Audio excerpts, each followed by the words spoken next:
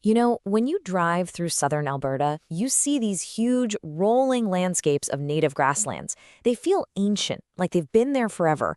But the truth is, they're incredibly fragile. Today, we're going to pull back the curtain on the hidden world of people fighting to bring them back, and how their entire mission really boils down to something unbelievably small and surprisingly complicated: a single native seed. And if you get a chance to walk through these grasslands, you realize they're not just, grass. They are this staggering web of life. We're talking hundreds of species of wildflowers, grasses, insects, birds, and animals, all connected. These are actually some of the most threatened ecosystems on the entire planet. And this right here, this is what's at stake. And then you see a number like this: 60%. That's how much of these vital grasslands are already gone. Plowed under for agriculture, developed for industry, you name it. This isn't some far-off problem for the future. No, this is a full-blown crisis, and it's happening right now. So it's pretty clear we can't just put a fence around what's left and call it a day. We have to actively heal the land and restore what's been lost. But how do you rebuild an entire ecosystem? Well, it turns out the whole massive undertaking, all of it, begins with the same tiny thing: one humble native seed. But that brings up a massive challenge. You can't just go to the store and buy bags of seeds for hundreds of different native plants. They're just not commercially available. So if you can't buy them, you've got to find them. And that's where this incredible practice called wild harvesting comes in. Now, it's really important to understand what this is and what it isn't.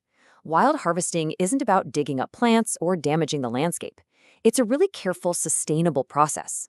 Harvesters are trained to collect only the mature, ripe seeds, leaving the plant totally healthy and intact. In fact, the act of harvesting often helps spread more seeds around, so they're actually giving back to the ecosystem they're trying to save. And this is definitely not a free-for-all. There's a strict code of practice that everyone follows. First, you have to get permission from landowners. Then, you scout for really healthy, dense stands of plants, staying clear of any sensitive areas, and the golden rule is you never take more than half the seed from any one patch. After that, you let that field rest for at least a year. It's all about respect for the land. And you gotta picture how this work gets done. On one hand, you've got these really specialized machines, like brush strippers, that gently comb the seeds off the plants in big, dense fields. But on the other hand, you literally have people hiking for miles across these huge landscapes, just looking for the perfect patch of a very specific flower.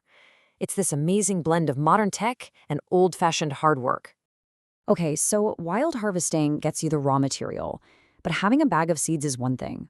Having a reliable supply chain that can support huge restoration projects, that's a whole different ballgame. We're moving from a single step to a much, much bigger puzzle. See, the native seed market is, well, it's really tough. There's almost never enough supply to meet the demand. And if you're a grower trying to farm these native seeds, it's a super risky business. You can't get crop insurance, you're fighting a constant battle with weeds, and you need all this unique, expensive equipment. It's a classic chicken and egg problem. No one wants to invest without demand, but there's no demand without a reliable supply. It became crystal clear that no one group could crack this nut on their own. The growers, the buyers who actually needed the seed for their projects, and the conservationists, they all had a piece of the puzzle. They absolutely had to find a way to work together. And that is precisely why the Southern Alberta Native Seed Collaborative, or SANSC, was created. Their vision statement really says it all.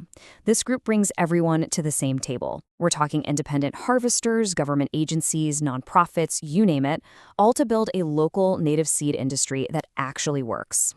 And just look at the area they're covering. It's massive. This map shows the incredible range of ecosystems they're working in, from the really dry mixed grass prairies out east all the way to the foothills and mountains in the west.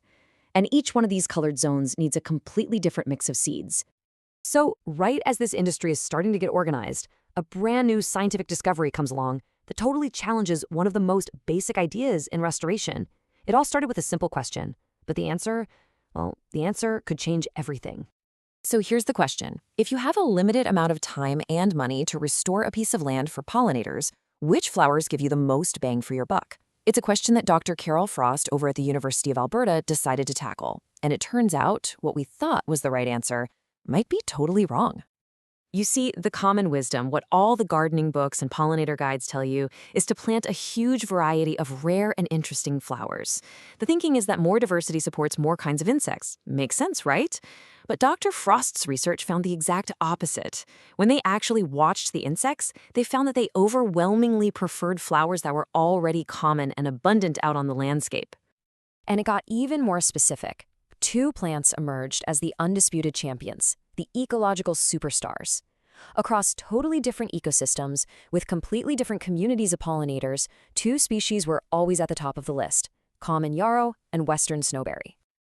And as Dr. Frost herself said, this really flies in the face of what ecologists have assumed for years. The thinking was always that you had to ignore the common flowers to find out what insects really wanted. But this new research suggests that maybe, just maybe, the insects themselves are what make those flowers so common in the first place, because they love them so much. So let's put all the pieces together.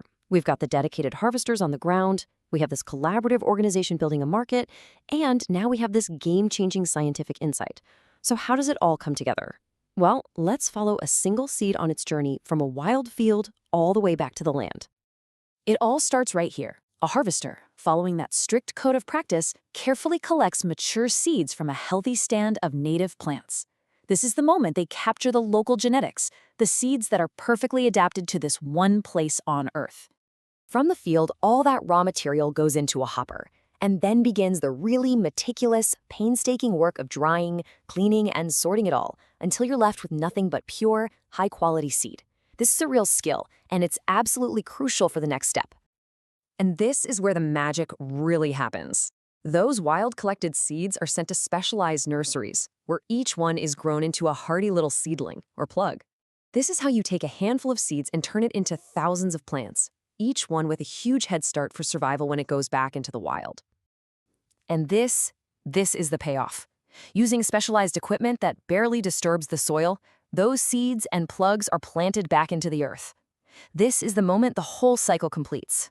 Local, native species are returned to a landscape that needs them, ready to start the long, slow process of healing. So what do we take away from all this? Well, a few big things. 1, our grasslands are in serious trouble.